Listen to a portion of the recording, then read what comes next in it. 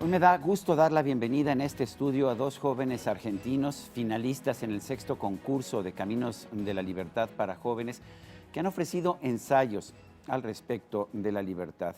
Y me temo que tienen muchas lecciones que darnos a todos nosotros, particularmente a quienes ya tenemos mayor edad. Antonella Martín, por una parte, y Agustín Laje, por la otra. Gracias a los dos por estar aquí con nosotros. Muchas gracias.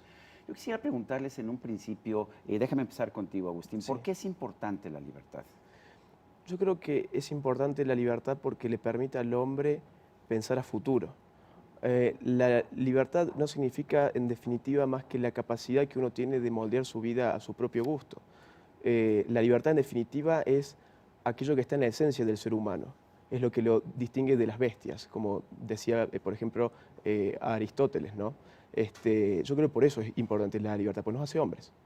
Antonella, tú nos ofreces una reflexión sobre los think tanks, estos centros de estudio sobre la libertad. ¿Por qué son importantes? Exacto, sí. Considero que los think tanks son importantes porque desde ahí los intelectuales vienen a formar la opinión pública, ¿no?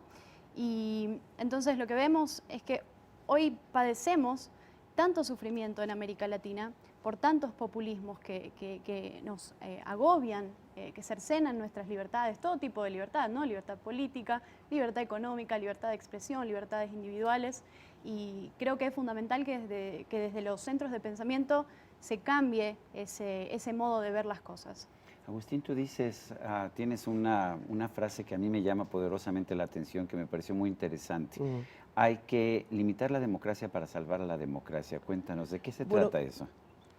Yo lo que hago es poner en cuestión aquello que nosotros entendemos hoy en día por democracia. Está la percepción de que la democracia se ha degenerado. Yo creo que ello ha sido así porque lo que se ha degenerado antes que la democracia ha sido los dos valores que la democracia ha sido pensada para resguardar, los cuales son la libertad y la igualdad.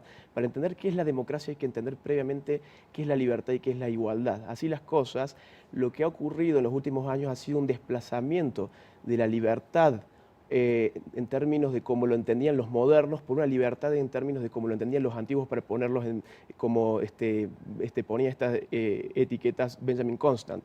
Es decir, nos han dicho que la libertad solo se realiza en la dimensión de la política, cuando en verdad el gran triunfo de la libertad ha sido exceder la dimensión de la política y más aún generar un espacio de autonomía individual para proteger al individuo de la política.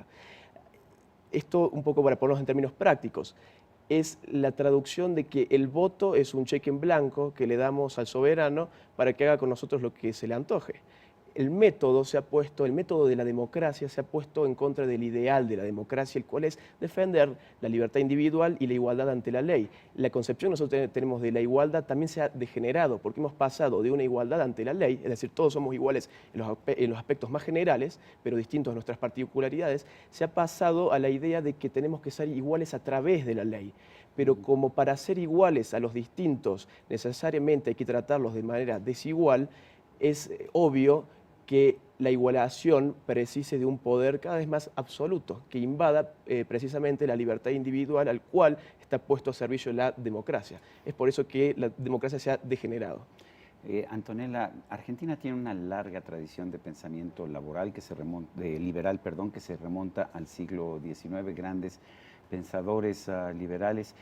Sin embargo, lo que hemos visto en los últimos tiempos, particularmente desde los años 40, son corrientes que buscan construir no esta libertad bajo la ley de la que nos hablaba Agustín, sino de construir una igualdad artificial, una equidad que a veces pues, no es posible construir.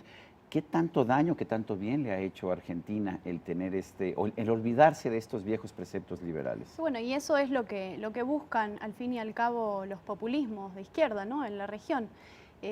Lamentablemente Argentina olvidó las bases de pensadores como Alberdi, pensadores como Sarmiento, y han decidido... Domingo Faustino vale la pena señalar, porque luego aquí podría alguien pensar en otro. Exacto. Y bueno, se han olvidado esas raíces que han sido tan importantes para el nacimiento y las bases de lo que fue Argentina en otro momento, ¿no? Lamentablemente el país, a partir de populismos como han sido los de Rosas o Juan Domingo Perón, el más Notable del siglo notable, XX, sí, ¿no? exacto, más notable del siglo XX. Y bueno, hoy en día Cristina Fernández de Kirchner, ¿no? Han seguido toda una línea de los populismos latinoamericanos que vienen desde, bueno, los hermanos Castro, que eso es algo casi inconcebible, ¿no? Porque pensar más de 5 décadas gobernando un país, eso es algo que yo todavía no comprendo cómo es posible. Y en este sentido, por ahí lo podemos ver desde la hipótesis de que los intelectuales han tenido una tendencia hacia la izquierda que han como coaptado todo, ¿no? Y no solamente a la academia o no solamente a los intelectuales, sino también la cultura.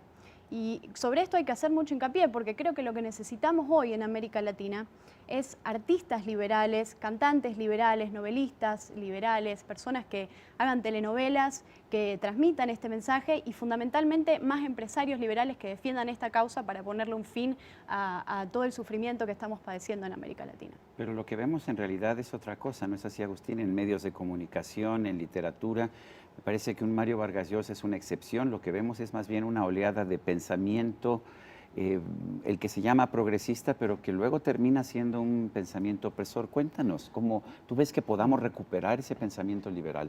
Yo creo que hay que hacer un poco una autocrítica porque está la idea de que la izquierda ha monopolizado con arreglo a un plan macabro el ámbito de la cultura. Y también hay que asumir que los liberales nos hemos alejado del ámbito de la cultura.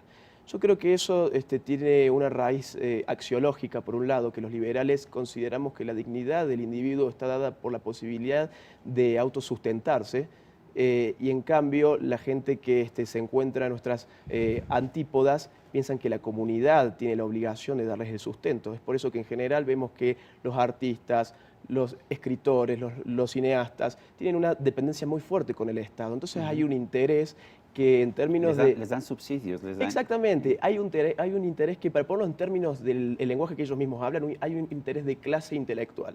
Hay un interés que en última instancia es económico. Ellos tienen una fuerte dependencia con su empleador, que es el Estado, en general. Y los liberales, en cambio, nos hemos desviado, digamos, hacia no la carrera intelectual, sino hacia la carrera técnica. Y la técnica, por definición, es la posibilidad de transformar las cosas tal cual son operar sobre la realidad. Y la operación intelectual, al contrario, es la posibilidad de pensar en un deber ser, en algo que todavía no existe. Y eso es lo que hace falta en los liberales, más pensamiento intelectual y menos técnica. ¿Por qué, Antonella, no sé, los grupos de izquierda, los grupos populistas, han sido tan buenos para formar agrupaciones políticas, partidos? Usualmente incluso ganan elecciones con una frecuencia impresionante. En cambio, los liberales parece que están siempre descartados, que no saben ganar una elección, que no saben tener una actividad política. ¿Nos están fallando los think tanks? Yo creo que acá el punto está en el mensaje, en el modo de transmitir el mensaje. Los populistas, socialistas, comunistas, como queramos llamarlos, han vendido el mensaje desde el lado emocional. Ellos tocan los sentimientos de las personas. Y sobre esto a mí siempre me gusta hablar de un concepto que es la estatización de las ideas, porque el populista no solamente estatiza o nacionaliza empresas o hogares, ¿no? También lo hace con las ideas y con los conceptos. Por ejemplo, la palabra liberal, ¿no?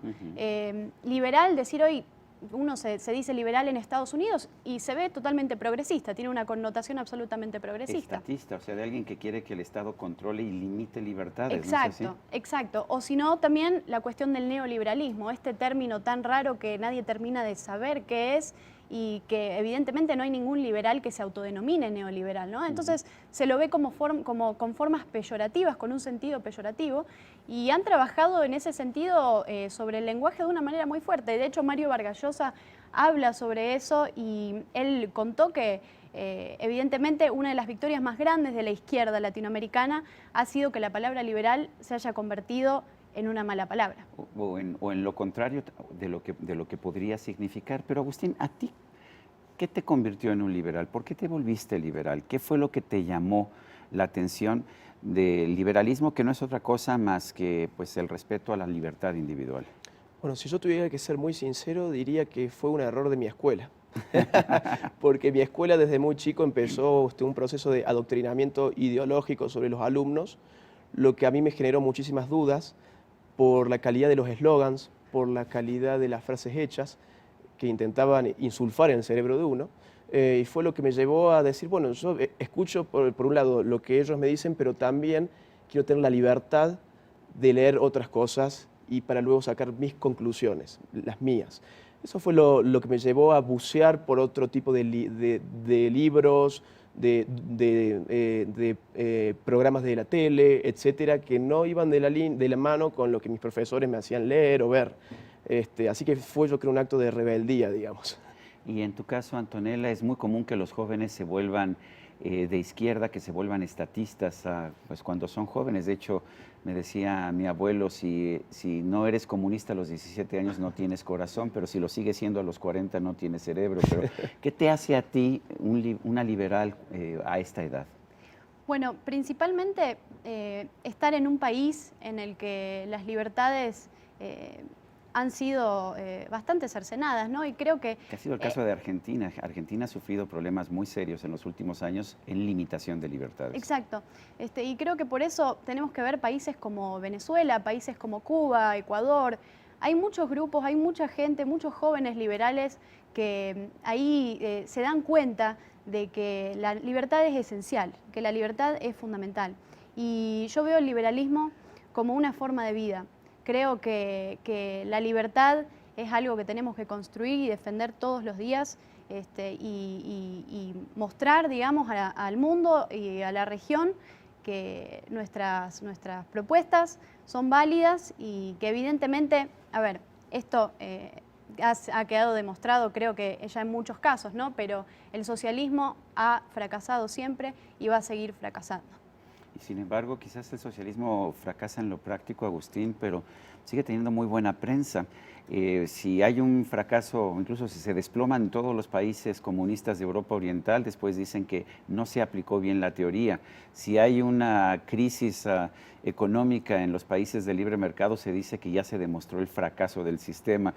¿Cómo se contrarresta ese tipo de argumentación? A mí hay algo que me llama poderosamente la atención, que es la capacidad de reciclaje que tiene el socialismo. Cómo después de un estruendo, de un fracaso tan estrepitoso como lo fue el del socialismo real del siglo XX, se haya podido reeditar esto que llevó a la muerte a 100 millones de personas en todo el mundo, a un ayornamiento que se ha dado en llamar socialismo del siglo XXI.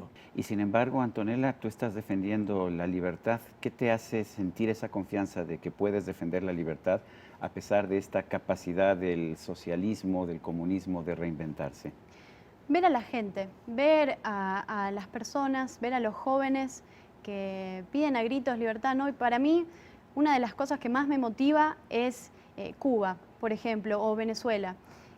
Pensar en la necesidad de libertad que tiene, o países como Corea del Norte, la necesidad que tienen de libertad, eso me hace dar muchos incentivos para seguir peleando por esto y para seguir defendiendo estas ideas en las que creo.